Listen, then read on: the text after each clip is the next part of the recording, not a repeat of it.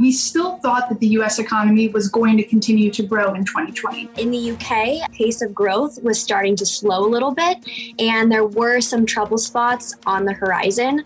The pandemic is not under control in Latin America. People are still getting infected. The other thing that's unique for Asia is just how effective the public health response has been.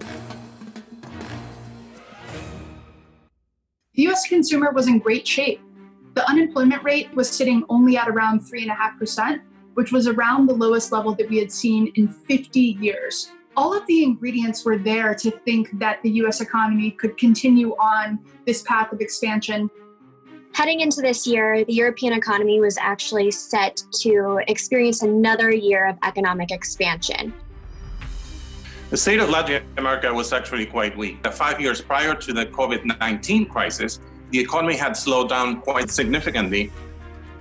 With the trade truce signed between the US and China, we started to see the economy really on a path of recovery towards the end of last year. We saw the S&P 500 plummet 34% between February and March, which marked the quickest drawdown of that magnitude in history. All of the jobs that had been created over the past 10 years or so had been completely wiped out in a mere matter of months. The economic devastation in Europe was pretty widespread. Consumer demand really fell off a cliff. The world stopped spinning, if you will, and so did Latin America.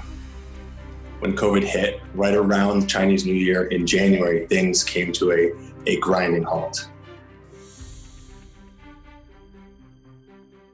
The amount of support that they've already delivered is actually more than double what they delivered in the wake of the global financial crisis. We think the Fed's really going to continue firing on all cylinders to do what it can to continue, helping this economic recovery find its legs.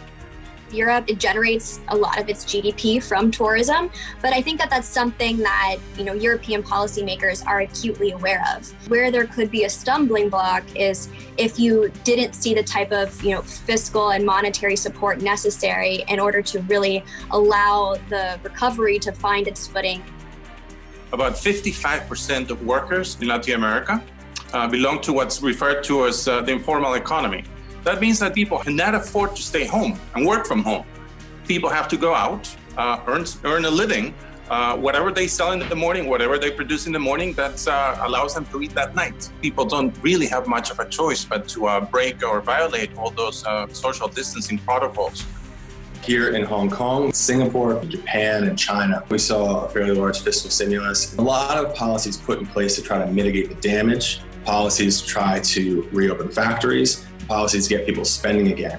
I think the biggest success of the region, though, has been their public health response, their ability to effectively contain the virus. That has been the most effective in getting the economies back up and running.